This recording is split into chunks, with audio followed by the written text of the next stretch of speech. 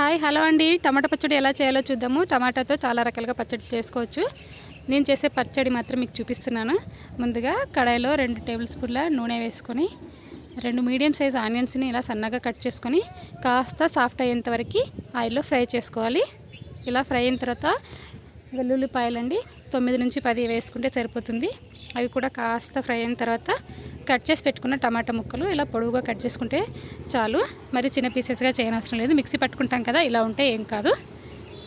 టమాటాలు కాస్త సాఫ్ట్ అయిన తర్వాత ఇందులోకి ఎండుమిరపకాయలు 7 నుంచి 8 తీసుకున్నాను.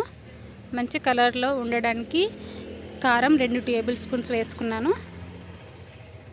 బాగా కలిపేసి ఒక 2 నిమిషాల తర్వాత ఇందులో 2 టీ స్పూన్ల సాల్ట్ వేసుకున్నాను.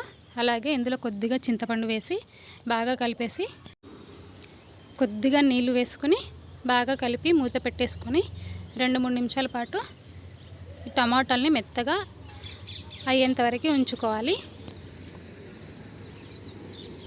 ఈ రకంగా ఉంటే సరిపోతుంది.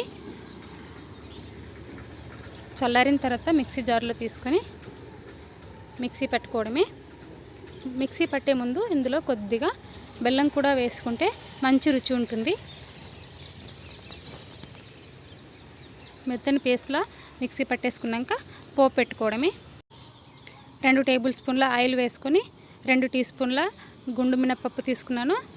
కాస్త జీలకర్ర కొద్దిగా ఆవాలు వేసి ఫ్రై అయిన తర్వాత మిక్సీ పట్టి పెట్టుకున్న టమాటో పేస్ట్ని ఇందులో వేసేసి 3-4 నిమిషాల పాటు కలుపుతూ ఉడికించుకోవాలి. ఇలా కాస్త దగ్గర పడిన తర్వాత దింపేసుకుంటే సరిపోతుంది. టమాటా పచ్చడి రెడీ అయిపోయినట్టే. మీకు కనుక నేను చేసే ప్రాసెస్ కనుక నచ్చినట్టయితే తప్పకుండా నా ఛానల్ని సబ్స్క్రైబ్ చేసుకోండి, లైక్ చేయండి, షేర్ చేయండి. ఈ పచ్చడి అన్నంలోకి, టిఫిన్స్లోకి, ఇడ్లీ, దోశ లాంటి వాటికి కూడా చాలా బాగుంటుంది. Thank you for